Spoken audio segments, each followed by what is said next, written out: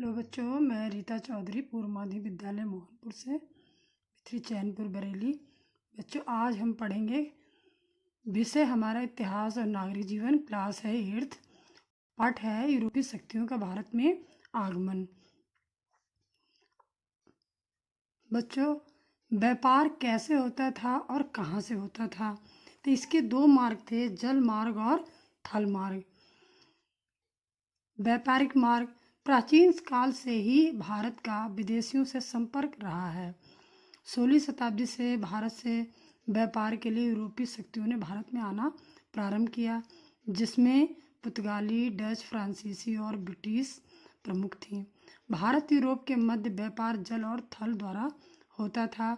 इन मार्गों की संख्या 3 थी। प्रथम मार्ग था फारस की खाड़ी से होता हुआ समुद्री मार्ग था। इस मार्ग से इराक, तुर्की, वेनिस और जिनेवा से व्यापार होता था। दूसरा मार्ग था हमारा लाल सागर से अलेक्जेंड्रिया का था, जहाँ से समुद्र द्वारा वेनिस और जिनेवा को जाया जाता था। तीसरा मार्ग था हमारा मध्य एशिया से मिस्र और यूरोप के लिए था। बच्चों, ये हमारा मैप है। हमारा व्यापार कहाँ कहाँ होता था, किस मार्ग द्वारा होता था, इसे हम लोग जानकारी करेंगे। पहला हमारा है, ये हमारा है समुद्री मार्ग, जो आपको नीला नीला दिखाई दे रहा है। और ये हमारा है थल मार्ग, जो रेड रेड लाइन दिख रही है आपको। ये है वास्को डी गामा, जिसने भारत का समुद्री मार्ग खोजा था। ये जो डेड डॉट डॉट लाइन है, ये जब हमारे देश में वास्को डी गामा ने भारत की खोज की थी, तो इन मार्गों द्वारा होते हुए वो हमारे देश में आया था। और हमारा व्यापार कहाँ कहाँ होता था, किस देश से? ये है जिनेवा और वेनिस। ये है समुद्री मार्ग, जो ब्लू ब्लू लाइन आपको दिख रही है। इन मार्गों द्वारा हम यहाँ जाते थे और हमारा व्यापार होता था। वो हमारे देश में विदेशी हमारे देश में आते थे व्यापार करने के लिए। व्यापार में मसाला, चीनी आदि का व्यापार, रेशम, कपड़ा, मलमल आदि चीज़ों का व्यापार होता था। और ये हमारा है फारस की खाड़ी। इस यहाँ से भी हमारे जो पहला मार्ग हम लोगों ने पढ़ा था समुद्री मार्ग, यहाँ से होते हुए भी हम लोग जिनेवा और वेनिस विदेशी लोग जाते थे और आते थे, यूरोपीय लोग। इसी तरह से व्यापार चलता रहा। हमारे देश में इससे पहले भी बहुत से व्यापारी आए, जैसे हमारे देश को लूटा, जिसमें से मोहम्मद गजनवी, मोहम्मद गौरी, अलबरूनी, बहुत से राजाओं ने हमारे देश को लूटा और यहाँ पर यात्राएं भी की। इसी क्रम में यूरोप वाले भी थे जो हमारे देश में आए, जैसे सबसे पहले पुर्तगाली, डच, फ्रांसीसी और ब्रिटिश आए। इससे पहले यूरोप के सभी क्षेत्रों में भारत की वस्तुओं का वितरण के लिए वेनिस और जिनेवा प्रमुख व्यापारिक केंद्र थे। इटली ने भारत की प्रमुख वस्तुओं के व्यापार पर अपना एक अधिकार जमाए रखने के लिए यूरोप की शक्तियों को व्यापार में हिस्सेदारी को रोक दिया। वो नहीं चाहता था कि हमारे अलावा कोई अन्य देश भी आए और व्यापार करे। 15वीं शताब्दी में 1453 ईस्वी में कुस्तुनतुनिया पर तुर्कों ने अपना अधिकार कर लिया। अब तुर्कों ने यूरोप और भारत के मध्य पुराने सभी संचार माध्यमों को बंद कर दिया। कुस्तुनतुनिया नगर व्यापार मार्ग का मुख्य द्वार था।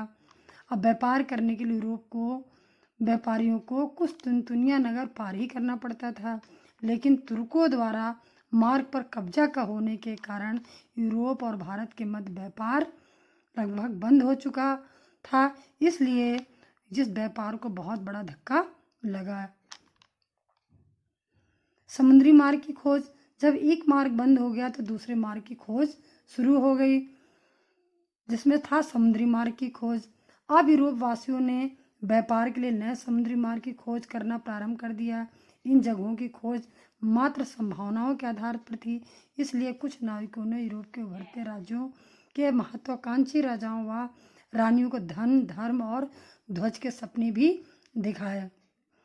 तो महत्वाकांक्षी राजाओं को सपने दिखाए ताकि आप हमें समुद्री मार्ग खोजने में मदद करेंगे तो हम आपके देश के आगे आपका झंडा फहरा सकते हैं, आपको धन की प्राप्ति हो सकती है, आपके धर्म का प्रचार भी हो सकता है। इस तरह राजाओं को सपने भी दिखाए।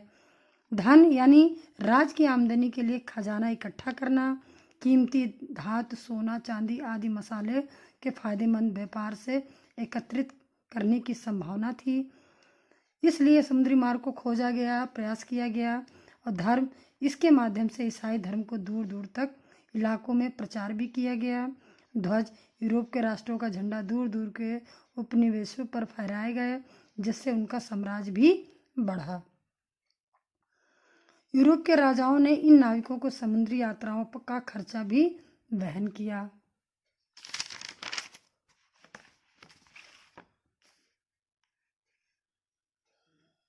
नाविकों ने कुतुबना की सहायता से रास्तों की खोज में लंबी समुद्री यात्राएं की। कुतुबना के द्वारा दिशाओं का ज्ञान होता है। ये कुतुबना है, ये जिसके सहारे समुद्री मार्गों का दिशाओं का पता चलता था। इससे लंबी लंबी समुद्री यात्राएं की जाती थीं। भारत की खोज में निकले स्पेन निवासी कोलंबस ने अमेरिका की खोज की तथा पुर्तगाली निवासी वास्को डी गामा ने अपनी लंबी जल यात्रा यानी समुद्री यात्रा के दौरान अफ्रीका के दक्षिणी छोर से होते हुए भारत की पश्चिमी समुद्री तट के कालीकट बंदरगाह पर 1498 ईस्वी में पहुंच गया। अब पुर्तगालियों को हिंद महासागर होते हुए पूर्वी द्वीप समूह का नया जलमार्ग मिल गया। अब यूरोप और भारत के मध्य व्यापार पुनः प्रारंभ हो गया। इस तरह से उन्हें नया मार्ग मिल गया और उन्होंने समुद्री मार्ग द्वारा अपना व्यापार शुरू कर दिया। इसी तरह बच्चों, जो हम लोगों ने पढ़ा उससे संबंधित प्रश्न उत्तर हैं, जिसे हमें कॉपी पर लिख करके याद करना है। जैसे भी हम लोगों ने पढ़ा था, पुराने यूरोपीय व्यापारिक मार्ग कौन से थे, नए व्यापारिक मार्गों की खोज क्यों शुरू हुई।